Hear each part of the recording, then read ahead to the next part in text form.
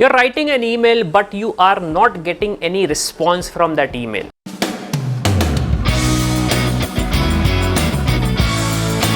Now, if you're sending a message to your friend, that is fine, but if you're looking for an internship, you're looking for a job, you're looking for a referral, or you're looking for something which is quite important for you, and in that scenario, if you are not receiving a response, that means your email is lacking something which is known as professionalism.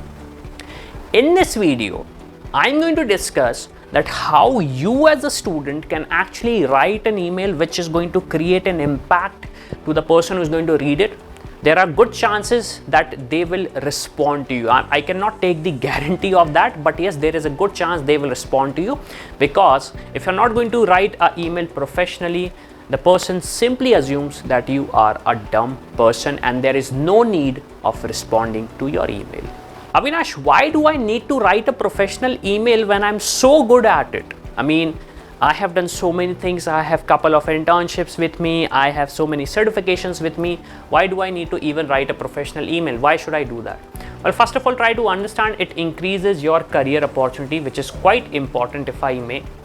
Then it improves your communication. The message which you are trying to send is delivered. Try to understand one thing. Email is one of the best way with which you can express yourself, because you cannot speak, you cannot see, you cannot explain, you just have to tell in your words. So it improves your communication skill. It helps you build confidence, because obviously the person cannot see you, so you have to represent yourself so that they can understand, they can make an image out of it. And finally, it creates a good impression, because obviously if you're writing an email to your sister, your mother, your father, that is fine, they understand who are you. But if you're going to write me an email, or maybe a potential recruiter, or maybe you're writing an email to a person who is going to give you a referral, they don't know you. And there is a good chance they will not even see your resume if your email is not written professionally. So you have to understand this thing. So how you can write a professional email? Okay, let's try to understand.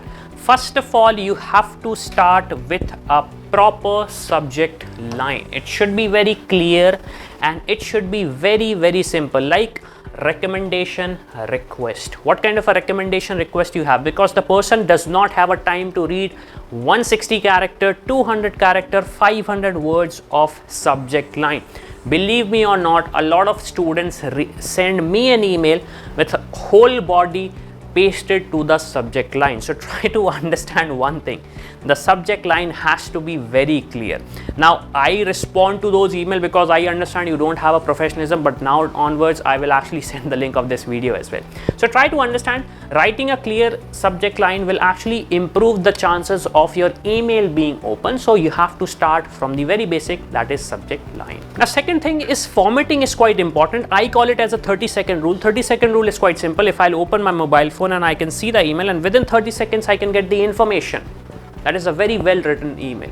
So you have to understand, you have to start with a formal greeting, which is obviously an important point. You're writing to a person who is actually working in some company. So he's not just your buddy and he will say, hey, how are you doing? Okay. Secondly, you have to give a, I would say, starting in a paragraph, you should actually explain what you're trying to understand and what is kind of your ask. Okay. Now, if you're looking for a cold email strategy, we have made a separate video on that, but that is totally different. Then you have to understand, do you have any additional things? So let's say you're looking for a recommendation. Can you give a recommendation of someone who has actually worked with you and they are saying, okay, Avinash is a very good fellow and you should actually work with them. Okay, then you have to give the summary of it. Obviously, by ending the summary, it is going to obviously benefit you.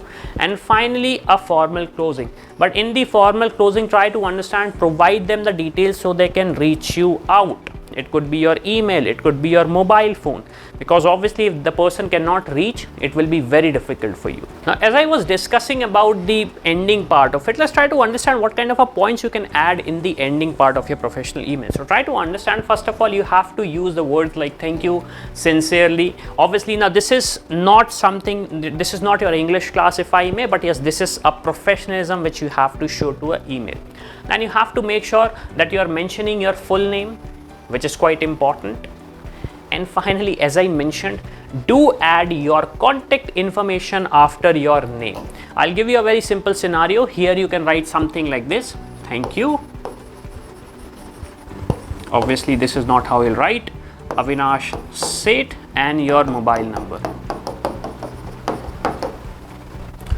The reason you have to do this, because obviously if a person finds your email quite interesting and they say, okay, this is a very, this is the person we can work with, so obviously they should have a way to contact you, because majority of the time if you're not include that, they will send you an email, hey, please call me, please connect with me, and there's a good chance you will skip that email, because students have this kind of an habit. Now let's try to focus on some of the questions students have asked me regarding this. So obviously how can I make my professional email stand out as a student? So try to understand, do not make your email address like Rocky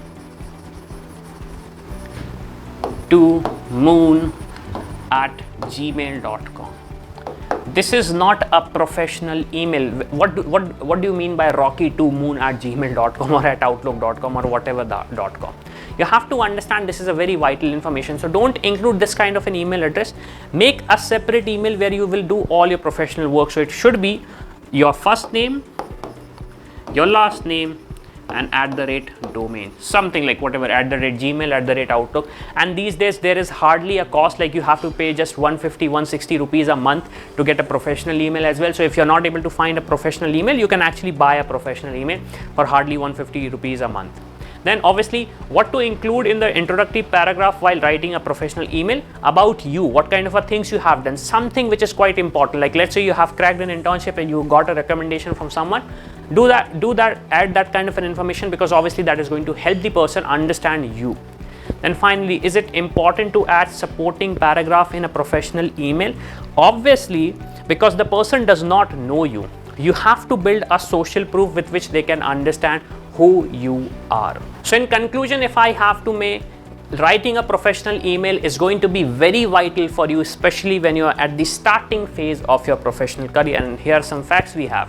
Around 80% of the students who write a professional email actually land their dream job. So obviously the person is looking for you, as I've already mentioned in my channel. So you have to understand, you have to make it in that way. And secondly, around 60% of the students get a reply back. This is very important. If you're going to write a professional email, they will understand, okay, this person is well educated, he understands all the etiquettes, and this person is someone who we can start talking.